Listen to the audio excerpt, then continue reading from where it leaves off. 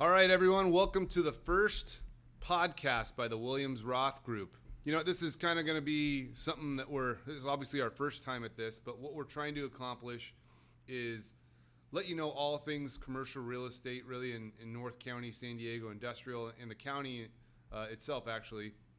Today, what we're going to talk about is really getting into real estate. Rusty, we're going to focus mostly on Rusty Williams. But we're also going to probably dive into a little bit on how Jake and I got into it and let it kind of go from there. So don't judge us too much. This is our first time at this, so it could be a bit of a shit show. But Rusty, let's start with you, man. So how did you, where are you from? You know, did you play sports? Kind of tell us a little bit about, you know, you growing up. Yeah. Well, thanks, Chris. Yeah, this will be interesting how this all works out. But long story short, I grew up in Vista, California, which is obviously the market that we specialize in. Went to Vista High School, played football, got a scholarship to go to UCLA.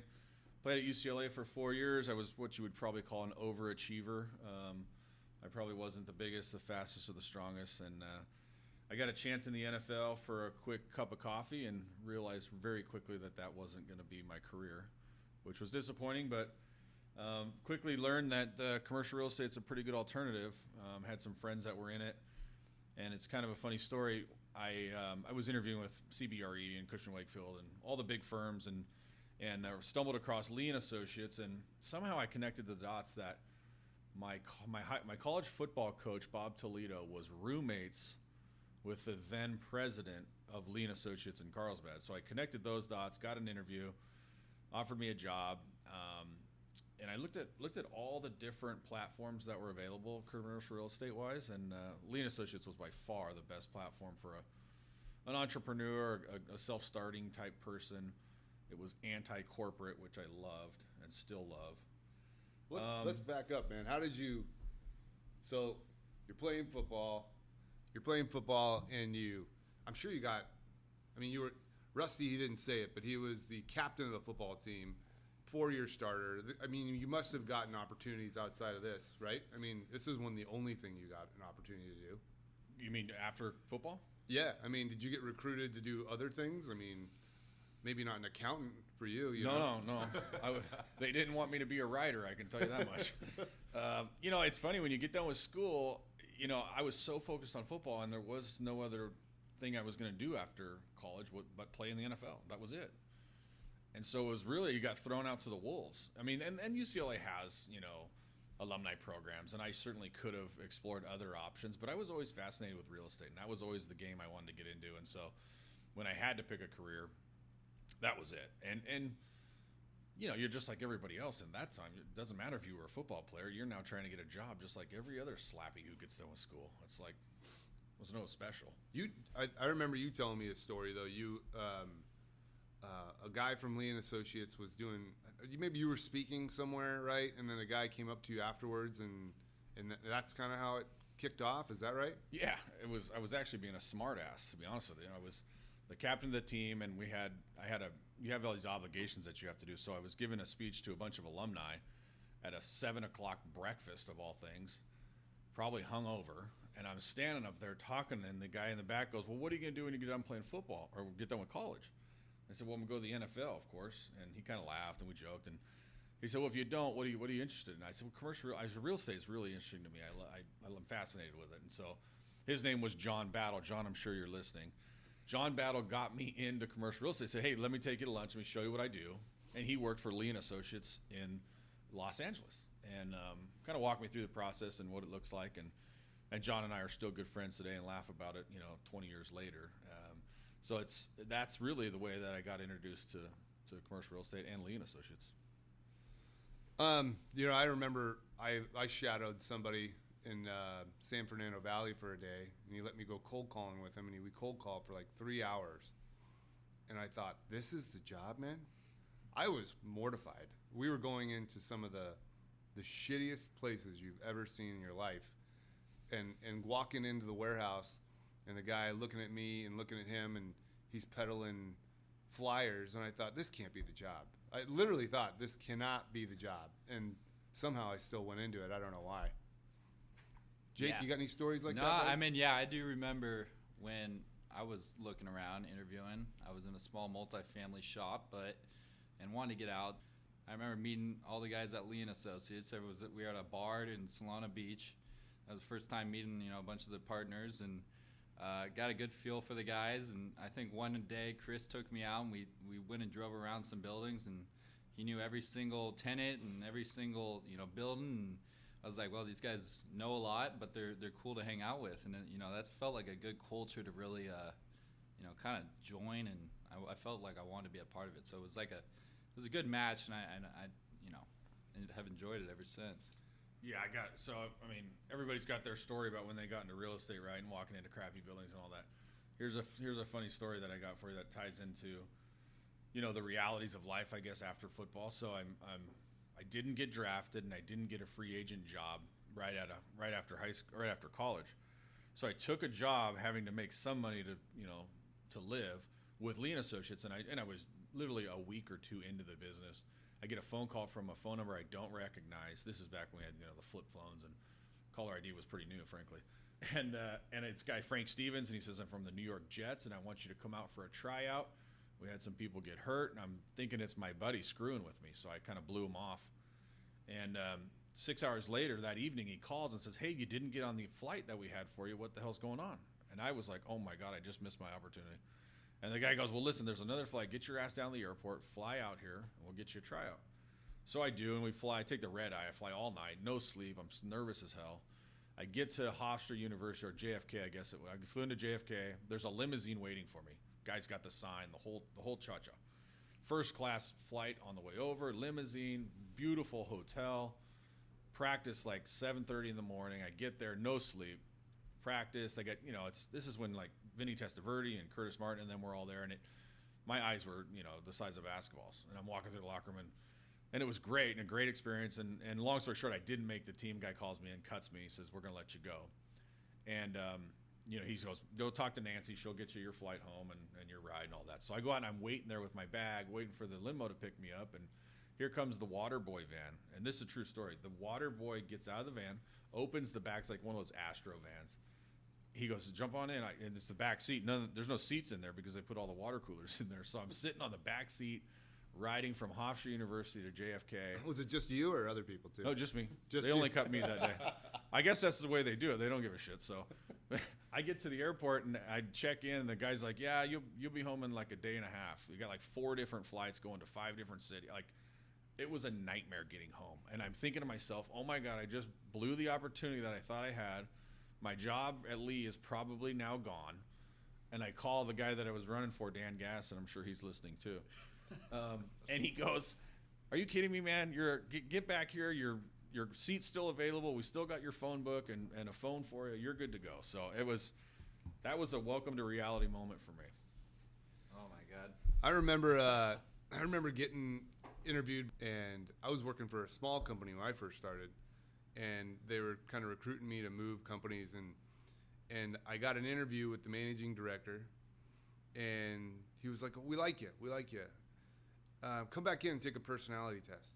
Come back another day, take a personality test. Then he interviews me again, tells me the results of my personality test, which weren't very good. Then he goes, but we're still like you. I want you to drive to downtown Los Angeles. He goes, don't wear anything but a blue or white shirt. Don't be wearing that whatever kind of checkered shirt you got on. I don't want you wearing that when you go up there. I'm thinking, what in the hell is going on? I'm on my 3rd interview and a personality test. Now I got to drive to L.A. I drive to L.A., and he goes, yeah, we like you. Go interview some of the local guys in the office you're going to go to. There's 2 guys that may want to interview. Now I'm on 4 interviews. Never got hired. So after that, I'm done with this place. And when I came to interview with Rusty, after I'd been in the business for 6 or 7 years, I think Rusty hired me after the first interview, and I thought, this feels better, but he may not know what he's doing. I actually liked your checkered shirt. I was good with it. So let's talk about, Rusty, when you came on to Lee & Associates, you start working. What's that look like? Maybe your first 12 to 24 months. You making money? What are you doing? Well, I guess the best analogy would be like, picture yourself sitting in a 4x4 cube, just banging your head against the wall. I mean, that's basically what it was for me. It was very difficult to break in, very difficult to kind of learn the business. As good of as many things that are great about Lee, at that point, we didn't really have a platform to teach young brokers like we do now. So it was a learn on the go. I mean, I was working on, 2,000 square foot office leases and figuring out, finally at the end of the 6 months working on it, I made $1,000. It was just like, it took years for me to get to where I was actually making enough money where I could move out and do my own thing. And it was a struggle, big time. But, now we have those platforms in place where we teach our young guys how to do it and what to do, and it accelerates the learning curve. But it was a challenge for sure. And I started doing office leasing. That's basically what I was doing. Yeah, I was going to ask. That was my question. Like, when anyone gets in that's new, you kind of go, where do I spend my time? And you can literally, you could look at your desk and figure out what to do all day and not come up with a plan. So how did you figure out office, industrial, what market, who to cold call, how big, how do you even narrow it down? Who helps you? What happened? So really what I figured out was, and this probably comes from my football background, was what are you good at, and focus on that. Like, I wasn't real good at writing letters. I wasn't real good at, sending out marketing material. I didn't have much experience in that. So I decided I'm going to go see people. I'm a bigger guy. I've got a presence. I'm comfortable talking to people, shaking hands. So I would get out in the morning and I would just go to every single building and see how many people I could talk to and see if their leases were coming up, see if they wanted to move or buy or anything. And I found a strategy used to work for me. I'd go in on Saturday. So I'd get up early Saturday morning and I'd go to these buildings, and usually the owner of the business is going to be there on a Saturday. If it's anybody there, it's probably the owner. So that I found a lot of success finding owners of buildings and tenants when it was Saturday morning, and just grinding basically. And I didn't have much of a plan. I was just trying to figure out where the next deal was. And it wasn't for a couple of years I figured out we need to really put together a database and be focused on, a plan, long-term plan. I was just kind of winging it when I got out of school, and it worked, and I made money, and everything was great. But it took me several years to figure out a system. Yeah, as you started to get in that system, so that's kind of the next thing we should probably dive into. Like, as you're kind of winging it, trying to figure it out, and then when did you kind of meet up with Chris? You're like, okay, we need to focus on something. When is industrial? How did you guys decide industrial? How did you decide, where did it all start? Kind of where did it come together? Yeah. So I guess fast forward, we don't want to give away all the secrets here. I mean, we got hundreds of thousands of listeners, so we don't, but we will share. I did have a good plan before Chris and I linked up that was working, but I knew that I needed to have more talent around me, I guess you would say. I mean, Chris is a far superior, smarter, very, very talented broker. It's all true. Yeah, absolutely. And I knew that if I could team up with a guy like that, we could take the platform that I kind of had and put it on steroids, basically. Which, if you're on our email list or you listen or follow what we do, we are definitely taking over all of San Diego County with what we're doing. So the platform has really expanded and worked. And it's funny to look back 20 years and go, well, from where I started doing office leasing brokerage to where we are today. And I'm proud of it. It's exciting and humbling, frankly. So, and what I was going to say too is, from an outside view looking in, I mean, you guys definitely have very different personalities, very different strengths and weaknesses that kind of complement each other. And I've heard that from other people, and it's an interesting dynamic. I kind of try to listen to both you guys and take both things and kind of mold into this team that we have, and it's great to see kind of grow. I'll answer your question there a little bit too, Jake. Like, when I came over, Rusty was the number one agent in our office, so I knew for myself that was a good person to partner up with because he already had a track record and success in a lot of different product types.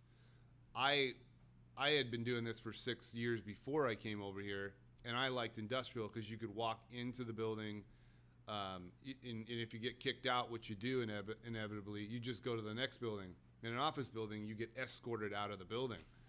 I didn't really like that much, so I'd rather just go to a different building and get kicked out of that one.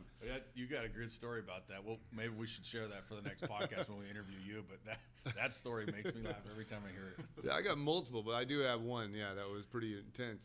But so when I came over, Rusty had medical office, he had industrial, he had everything. And I go, what are we doing here? And he goes, What do you mean? Yeah. And I'm like, well, Spray and pray. Baby. yeah. So he goes, look, and we had medical office listings.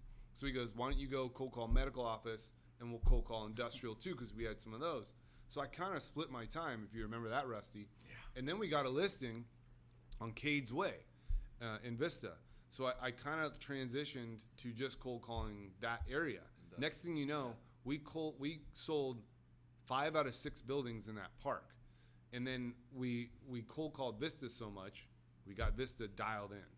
And then it became more and more to the point where we just went with that. Yeah. And then that became our baby. Yeah, that wasn't by accident either. You were a goddamn machine, and you were going to hound that guy until he sold his building, and then hound the next guy. And inevitably, we sold them all, which was great. So,